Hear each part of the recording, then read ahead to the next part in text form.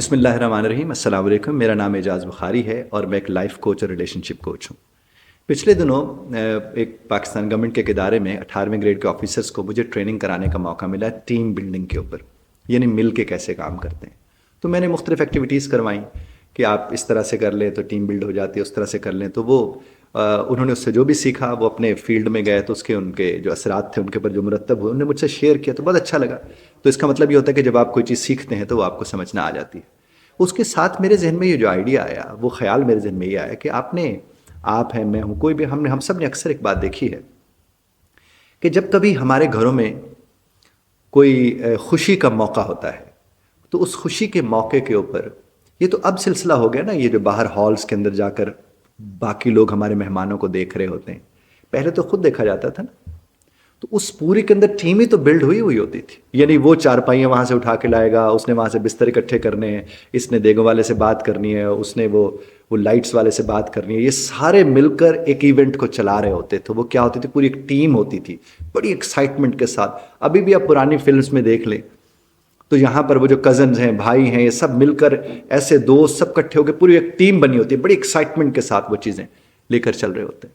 اسی طرح سے آپ ہاکی کی ٹیم دیکھ لیں یا فٹ بال کی ٹیم دیکھ لیں تو اس میں کیا ہوتا ہے، یہ سب کے سب مل کر پاس کر رہے تھے، جو جس کی اسٹرینتھ ہے اس ایریا میں سے پاس کیا جا رہا تھا، یہ اس کی اسٹرینتھ ہے اس کو یہاں پر پاس کریں، اس کی اسٹرینتھ ہے اس کو یوں دیکھیں کریں، اس کے ساتھ وہ ٹیم ہو کے معاملات کو آگے لے کر چلتے ہیں۔ دنیا میں کوئی شخص اکیلا کچھ بھی نہیں کر سکتا سوائے اس کے کہ جب تک کہ اس کے اندر یہ اسکل نہ ہو کہ اس نے اپنی ٹیم کو اپنے ساتھ لے کر چلنا ہے۔ اب ٹیم چلانے سے پہلے ٹیم بنانی پڑتی ہے، اور ٹیم بنانے کے لیے سب سے بڑی اسکل جو آپ کے اندر ہے وہ یہ ہونی چاہیے کہ آپ اچھے سننے والے ہوں، آپ صبر والے ہوں، آپ چیزیں سن کے پروسیس کرنے والے ہوں، تبھی آپ ٹیم بلڈ کر سکتے ہیں۔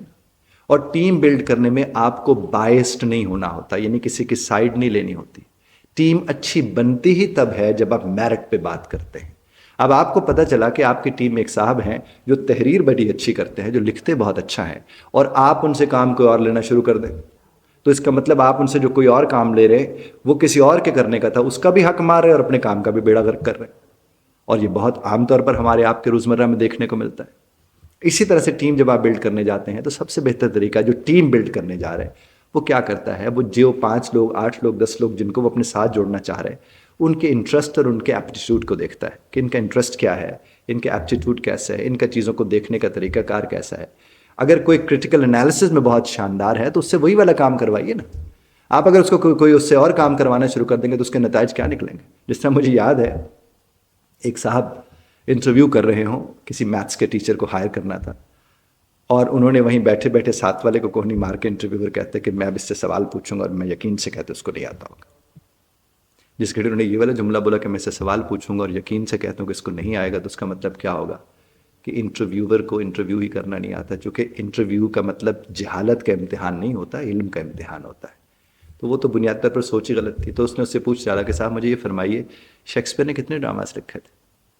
اور آگے بھی جو صاحب بیٹھے تھے وہ بھی کمال کے سمجھدار تھے، انہوں نے کہا کہ صاحب میں میتھس کا ٹیچر ہوں تو میتھ کے متعلق مجھ سے پوچھیے، شیکسپیئر کے ڈراماز کا مجھے پتہ بھی ہے تو میں آپ کو کیوں بتاؤں گا۔ مجھے تو بہت اچھا لگا ان کا جواب۔ بدتمیزی نہیں ہونی چاہیے لیکن حقیقت کے اظہار سے واپس نہیں، آپ کو باہر نہیں آنا چاہیے۔ تو ٹیم جب آپ بلڈ کرنے جاتے ہیں، یہ ہر وہ پرنسپل، ہر وہ مینیجر، ہر وہ لیڈر جس وقت میری بات کو سن رہا ہے، گھر کا سربراہ جو میری بات کو سن رہا ہے، میں ان سے یہ کہوں گا کہ وہ ایک کام کریں، وہ اپنے پیج کے اوپر لکھیں ان لوگوں کے نام اور پھر دیکھیں کہ ان کے اندر کون کون سی خصوصیات ہیں، کون کون سی سکلز ہیں، کیا کیا وہ کر سکتے ہیں، اور جو کر سکتا ہے اس کو منی پروجیکٹ، چھوٹے چھوٹے کام دے کر دیکھیے۔ اب آپ کو پتہ ہے کہ ایک بہو برتن اچھے دھو لیتی ہے اور کھانا اچھا نہیں پکاتی، تو آپ اس سے برتن دھلوانے کے بجائے کھانا پکوانا شروع کر دیں، کھانا پکوانے کے تو کیا ہوگا صاحب، اس کا کام ہی نہیں ہے۔ آپ کو پتہ ہے کہ ایک بہو بڑی اچھی نگرانی کر سکتی ہے آپ کے گھر کی صفائی کی، تو اس کے ذمہ وہ لگائیے نا۔ اس میں آپ کو پتہ ہے کہ آپ کے ایک صاحب ہے جو سپروائز اچھا کر سکتے ہیں تو ان سے سپرویژن کا کام لیں۔ ایک اچھا جو ای میل اچھی لکھ سکتے ہیں اس سے وہ والا کام لیں۔ تو ٹیم بنانے کے لیے یہ جب آپ نے ان کو دیکھ لیا تو اس کے بعد ان کا آپ کے اوپر اعتماد اور آپ کا ان کے اوپر اعتماد ضروری ہے، چونکہ ٹیم میں اگر اعتماد نہ ہو تو وہ کبھی ٹیم نہیں ہو سکتی۔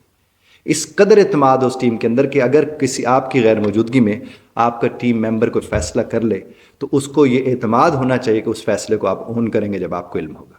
آپ اس کو بیٹھ کے سنائیں گے نہیں، اور اگر کوئی غلطی ہوگی تو آپ اسے یہ کہیں گے کہ غلطی یہ مجھ سے بھی تو ہو سکتی تھی اگر تم سے ہوئی ہے، مجھے اس بات کی خوشی ہے کہ تم نے فیصلہ کیا ہے اور مجھے تمہارے پر اعتماد ہے، اور یقین کیجئے وہ آپ کے نمبر مٹے گا۔